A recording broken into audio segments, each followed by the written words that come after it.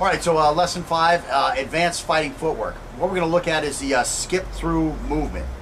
This is nothing more than a modified step through motion that is used when a situation dictates that we immediately take 2 or more step and drag movements, one after the other. The difference from a regular step and drag motion is that the feet will come together during the drag and we will jump in the direction we are moving, such that we spend more time with our feet off the ground than on the ground as we bound in the direction we want to move. During the motion, we may also find ourselves in a more upright than a crouched position, but we will be able to maintain, we'll still be able to maintain our original orientation to the threat.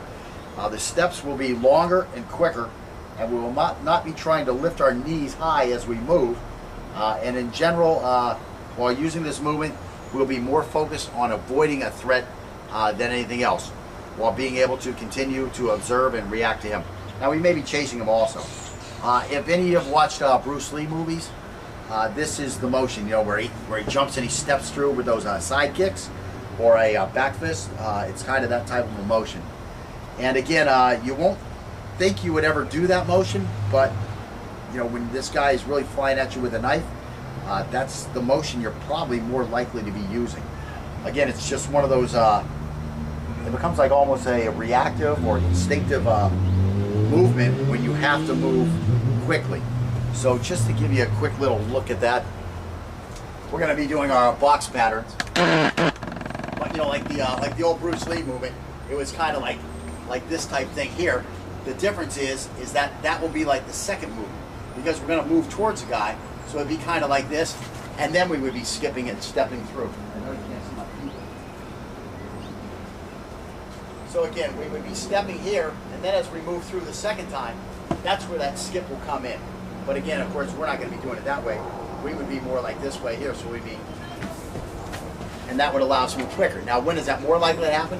When this guy is coming at us quickly, where we just start skipping on our feet to move back quickly. So we'll look at this motion. And again, we've probably been doing this already. I know that there was one time where I did it in one of the attacks Scott was throwing at me, and he was like, "What the hell were you doing?"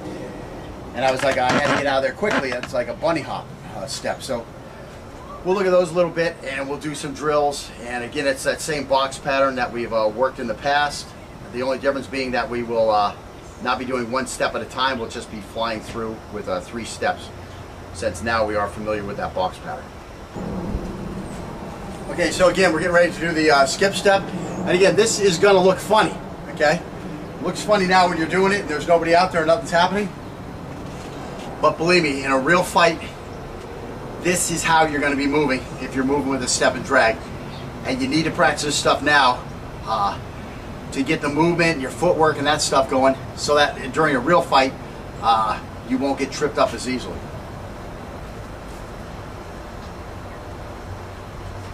We're just going to go on angle 1 and angle 2 and finish with a thrust. When we move to the to our left, we'll be using an area 1, zone 1 defense. When we move back, we'll just use a linear defense. And when we move to the right, we'll be using a zone 2 or area 2 type defense. And again, we're going to do the box one direction, then the opposite direction, and then I'll move up here and I'll do the box this way. I'll move over there, we'll do the boxes, so we'll get like what is that, 8 different boxes in. That'll be plenty of footwork. That'll wear us out pretty good. And go ahead. And moving to the to our left hand, and moving to the back, and move to the right. Okay. So you see, we're trying to move pretty quickly. We're still utilizing a step and drag. So now we're just going to go the box in the opposite direction. And so yeah, we're going to go the opposite direction. Come over this way. And going forward. And going to the right. And going to the back. Good. And now we're just going to move up here. And we'll do the boxes in both directions. Woo. Rear first? Let's go to the rear first. Yeah, we'll go to the rear first. Yeah, go ahead. And moving to the left. And moving forward. And moving to the right. Okay. And now we're going to go the opposite way, so we'll go to the left first. And go ahead. And go to the back. And moving to the right. Moving forward. Good. So now where are you at? Go over this side. Go backwards first again. Let's go backwards first. Woo. And go ahead. And going to the right. And going forward. And moving to the left. Good. Okay. Now you may see a lot of different karate classes. And you may do a lot of different footwork drills in other karate classes. But if you're not doing footwork, where you're blasting as fast as you can in different directions, you are not getting yourself ready for a real fight. In a real fight, you know, I remember one of the second time or third time, maybe even fourth time. Let's say third time I was attacked by a knife. I'm getting old now, so I start forgetting the sequence of stuff. But I was in the Marine Corps, and a guy pulls a knife out, and he starts coming at me with this knife. And he ain't coming with this knife like he's trying to deliver me a loaf of bread. He's coming like he wants to skewer me with his knife. Can't remember exactly the angles he was on. I was drunk at the time. I was a martial student at the time. But unfortunately, I just received a combat wound in my right hand. So my right hand wasn't fully functional. And I really wasn't, ready to defend this guy. I'd only learned, those basic knife defenses against this one and against this one, that they taught in the Marine Corps. And because I was studying karate on a Marine Corps base, they had taught the same techniques in my karate class. But this guy, he came at me, I can't remember if it was with a thrust or with a slashing movement. Basically what I did was, I did these, I stayed away from him. That's a real life technique. It was highly effective. Guy gave up on me. He just couldn't stab me with a knife. I don't know if he got tired or if he just became disillusioned in his ability to cause injury to me. But he gave up on me. Now, there were two other guys. My buddy's on top of another guy, smashing this guy's face in. He wanted to put like 54 stitches in his face. But anyways, my buddy's on top of him, smashing this guy's face in. This guy turns and goes running towards my buddy with a knife. I'm telling you, you talk about those slow motion moments. As this guy's running towards my buddy, and I'm trying to give him, the alarm that a guy's coming to stab you. I mean, it was like slow motion, Brown, he's got a knife. That's the memory that's still in my mind from that night back in the 80s.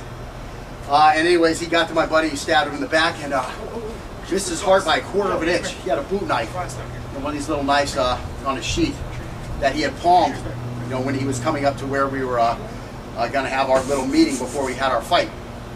And so anyways, when I saw something glint in his hand, and I hit the guy in front of me. Actually, I threw some dirt in his face with my right hand. Then I stepped in, I swept him. It was cold outside, the ground was frozen. When his head hit the ground, he was knocked out. At that point, I hear my other buddy who's here, there were three of us and three of them, yelling, he's got a knife. And I turn, and as I turn, he's trying to skewer me. So I just kind of jumped back with a step and drag. And he came to me with several other techniques. Like 5 or 6 times he tried to skewer me, he couldn't get me. And all I was doing was this little skip back, step and drag thing. So a lot of people think, the step and drag, it's very limited. You step and you drag. No, you can string these things together in a skipping movement and you get moving pretty quickly. I don't think I could move a whole lot faster forward or backward if I was just trying to take those first 3 steps in a regular running fashion. And again, side to side, you really don't have a choice. If you're going to move and keep your orientation on the thread, the step and drag is the best thing. Like I say, once you use that step through, you change your orientation. Now I got this hand hanging out here. This hand is hanging out here. This is going to be a fresh moving target for that guy if he's got a knife. So by far, I want to continue to move here and let him see that he's going to have to wade through this blade to get to me. And again, it allows me to throw techniques, keeping my same orientation. So a step and drag movement is by far the preferred movement. The problem is over a long distance, it's not going to move as quickly as a regular walking, running, step-through motion would. However, over those short distances, which you're going to encounter in a fight, little blitzes of energy, it's going to work just fine. So, I'm trying to get a breather here. and pass on some information at the same time. So where do we've been here, we've been here, we've been here. We haven't been back here. So let's start with this orientation here. And let's move to the right foot. Okay. And going forward hand. And moving to the left hand.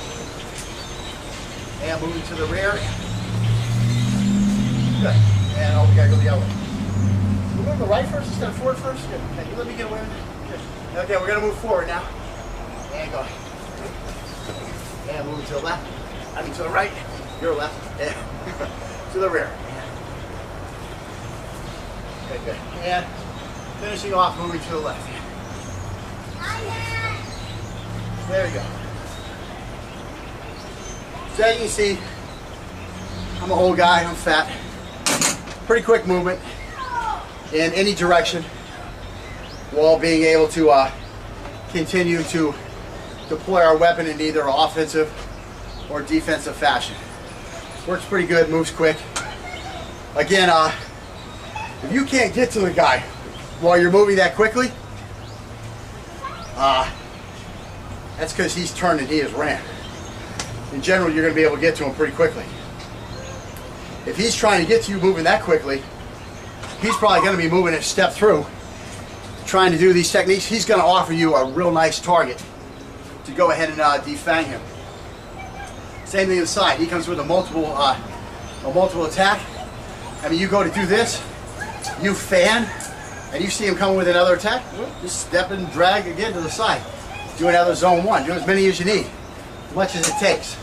Again, if you've done it before, there's a better chance that you're going to be able to succeed at it when you actually have to do it. Again, this is just helping us ramp up speed for our customizable defenses and for some of the attacks we're going to be getting into during this lesson 5. All right, now we're going to get a little martial here. What can I say? Disclaimer. We're going to try to fuck each other up. And if you're not able to move, you're going to get fucked up. We're going to bring a little fear. We're going to ramp a little fear up. We're going to be using our aluminum training knives, and we're really going to try to fuck the other guy up. That's all I can really say. Okay. Are you ready to be fucked up? Yes, sir. No, you're supposed to say no. You're not going to get me. Okay, what's going to happen is one guy's going to do that attack, that three-way attack at the other guy, and the other guy has to skip out of the way. So it's going to be 3 step and drags and 3 step and drags. So again, I just want to say you're allowed to try to hurt me with your knife, and I just want to say I'm allowed to hurt you with my knife, and thank you for accepting this. Dolly, get out of the way. Okay, now the problem we have here is I'm in deep sand and he's not, so I'm probably going to get fucked up. What you want to aim for is you want to aim for the guy's guard hand.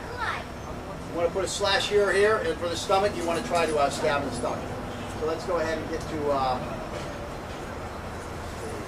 wondering how close I should be. Okay, you want to be where you're just out of range, like you would want to be in a real fight. Maybe I should do this first. Whenever you're ready, you start. Now, as you can see, I'm not trying to defend his cut at all. So I'm going for that hand. You ready? That's kind of nice to him. I might have been able to get him. Okay, so again, now you're allowed to, you're allowed to cut this hand. So he nicked me on the first one. And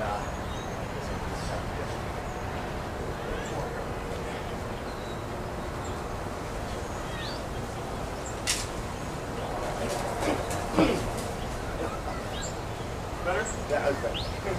I was really reaching on that stomach one on the 5. Couldn't get him.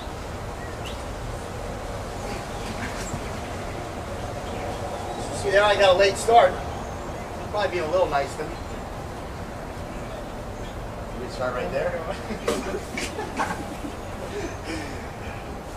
He wouldn't watch his intervals too good right there. He got cut.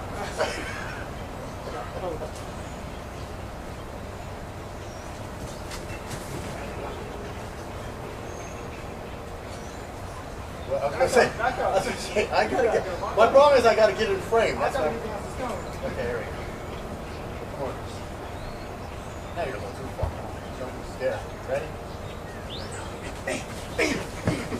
I was just backstepping. Right. There's no time. Yeah, he went to a step through. Just started running backwards again. I was tiptoeing. Yeah. Again, whatever you got to do. You're gonna shoot the dog with water? Be nice. What, he gave you the ball back? I'm gonna give you a ball. All right.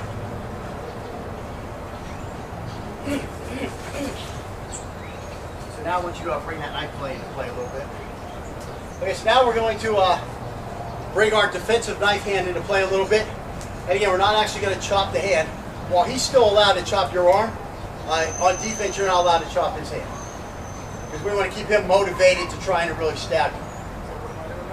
Move the hand, bring the hand into play, but don't actually on a whatchamacallit, on a linear defense, but don't actually hit my hand. You'd be nice to me on that. Okay. And there you saw me on my last step. I went through I changed to a step through. So it's a good drill. Again, you're trying to do step and drags, but again, if you feel a step through come through, let that step through come through. Again, we're trying to practice what is going to come natural for you. We're trying to increase your choices. Just like close up.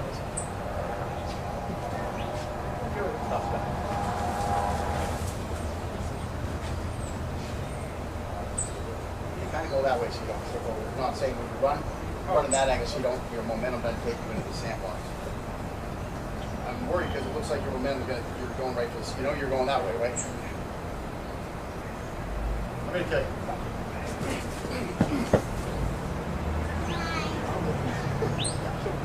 Back a little bit. Toss it back. All right, so you have an idea how that drill works. Okay, we're going to vary this drill a little bit. We're going to allow the attacker to use a step through movement.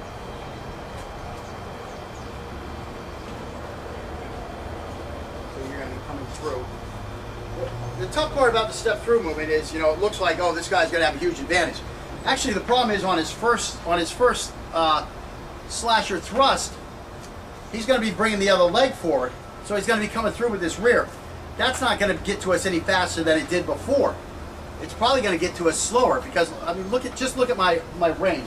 Let's say I'm here, okay? So here I'm going to step forward with a step through and try to get my knife out here. Okay, I get a piece of it. But let's look at this one here. That's with the step and drag. See how quicker that got me there? Even though I'm using, you know, the long distance traveler, step through and step and drag. See how much further that allows me? Because I'm moving the front of my body forward when I'm doing the step and drag.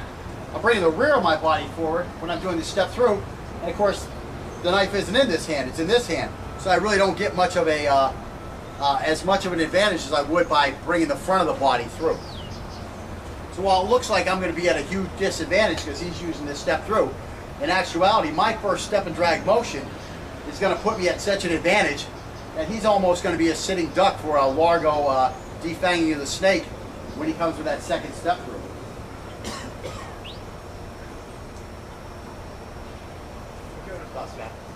Bam, see the way that one works? He's just like walking right into my layer at that point.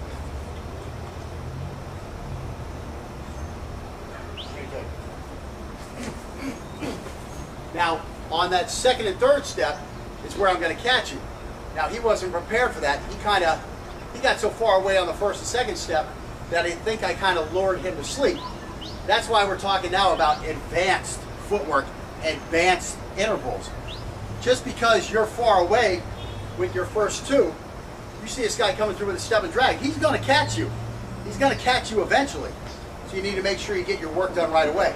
Of course, the smarter thing would be to get the heck off the center line with like your second step or something like that. So we'll look at that in a little bit too after we do a couple more of these. Spots back. There we go. So you see on that third one, he starts getting close to me.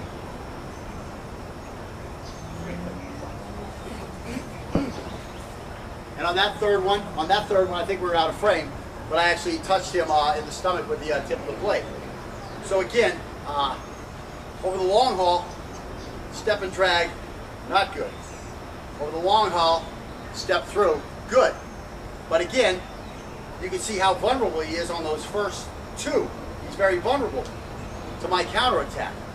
So basically, if you're going to be stepping back, you want to get out to the side after a little bit. So we're going to work on that drill.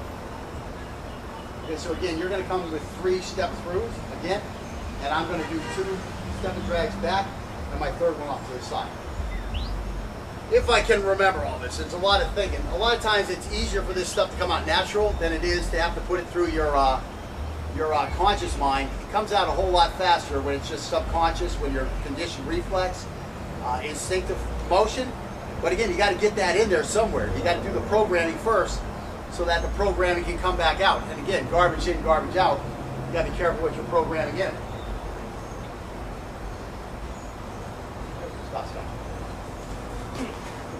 See how that worked out? Got a big old slash down the side.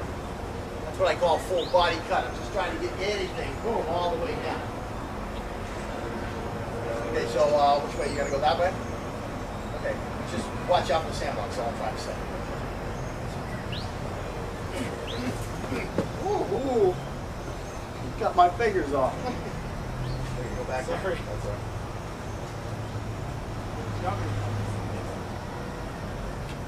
Toss back. So yeah, he got all nervous because when he's coming through it again with that second step or that third step, it winds up being where he's bringing this stuff through. It becomes so telegraphed because it's coming from behind. He saw my hands come up and he saw how screwed he was because his blade is down here somewhere. He knew he had a big problem. I'm not comfortable about going to that too, but again, you have such a big advantage because your knife is going to be where it wants to be. Whereas his knife, he thinks he's just stroking away, having a field day with you because he's got you moving backwards. Try that too. You don't step good, but you'll be in a good position. What's that? I'm sorry, I was going to come through with a step and drag. I'm going to cut this off. See, I got this knife down here, you got it up here. Again, you're on the opposite side of my guard, so you got all this open. We'll do that one more time each way. Twice. Each way once. Stop. So again, about the time where he's close enough where he's really going to skewer me, I stepped off to the side.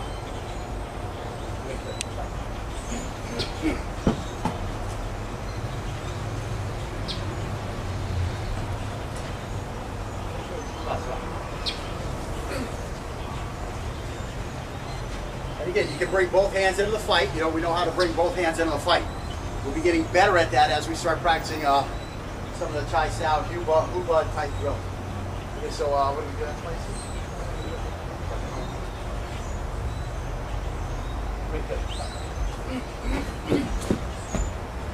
It's nerve-wracking. But if I don't know you're going to a 2, it's going to be very hard for me to anticipate that. And it's going to be like a boxer slipping a punch. It's just going to be close. But again, you get that knife on my hands or that knife on my neck, and I got big problems. Okay, so that's pretty much it for these drills. Again, work through them until you're comfortable with them. And throw in different variations. You know, you think, oh, I want to try this variation, that variation. Throw in all the variations you want. Again, the more stuff you try now, the easier it's going to be for your subconscious mind to process the right decision during a critical, dynamic, whatever the hell they call it, incident. All right, we'll get back to some more stuff. Okay, so again, with practice, you know, these steps will become quicker and we'll be able to cover more area with single, you know, step and drags and step throughs, that type of stuff. And again, we're working in a pretty sandy area over here. It's tough to get that first move going in the right direction, and it's, you know, you're losing footing while you're trying to get your second and subsequent steps off. So it's pretty tough out here. Again, I was mentioning to Scott, you know, before, you know, he's becoming a trained knife fighter. I'm a trained knife fighter. We did drills attacking in this fashion before we did the other drills where we chased each other. So, you know, we were we have a skill base, plus we had, you know, recently warmed up on that skill base. That guy in the street, he's not going to have that. It's likely he's not going to have that. So that makes this movement, you know, even more effective versus that guy than it was against each other who, you know, practiced it before we did it, let's say. And again, we may have noticed that the timing of our attacks needed to be changed while stepping through in order to make them more effective. At this point, I really don't notice a timing difference because my hands pretty much know the timing of my feet as I'm stepping. Scott might have noticed that you know, some of his stuff was a little different. However, while stepping through, I'm kind of reading this kind of wrap up from the time when we were really focusing on the step through. But again, you can see how style dictates your technique. You know, if you're stepping through, you were doing things a little different than you were when you were just step and dragging. Let's see, this is also going to be the same for other styles. You know, you want to work with as many different training partners as you can. We're not even going to do a Chinese grip here because the Chinese grip, with the limited reach of that blade, I like the camera. with that limited reach of the blade, it's just going to make this guy so ineffective as to be useless. My daughter is playing with the camera right now. Johnny, do me a favor and just step away from the camera. Step away from the camera before you take me off front. Okay, so anyways, Look. again, we've looked at some different stuff, and this will help reduce our decision-making burden when we are confronted by an actual attack. What? And again, I'm not even going to. Maybe we should look at some Chinese.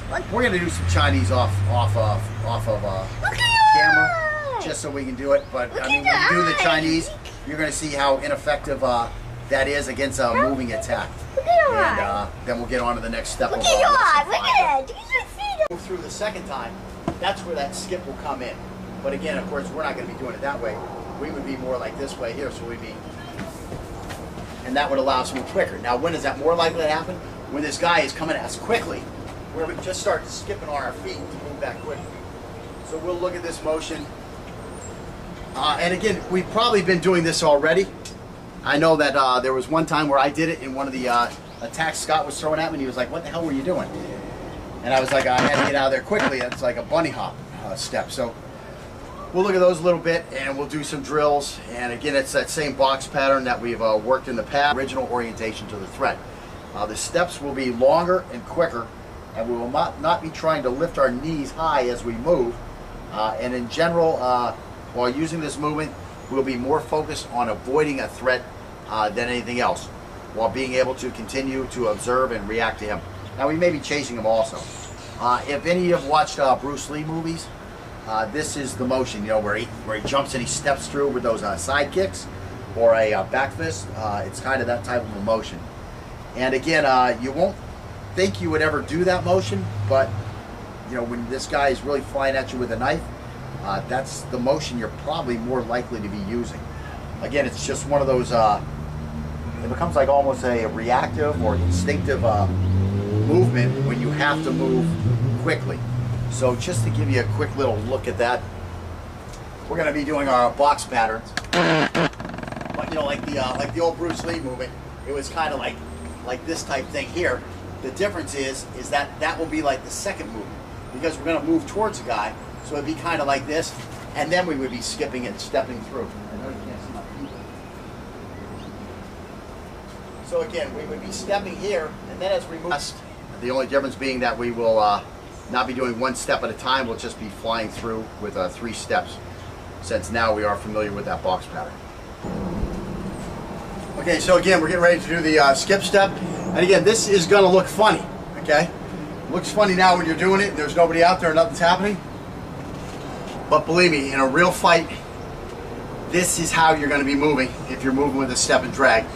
And you need to practice this stuff now to get the movement and your footwork and that stuff going, so that during a real fight, you won't get tripped up as easily. All right, so lesson 5, advanced fighting footwork. What we're going to look at is the skip through movement. This is nothing more than a modified step through motion that is used when a situation dictates that we immediately take 2 or more step and drag movements, one after the other.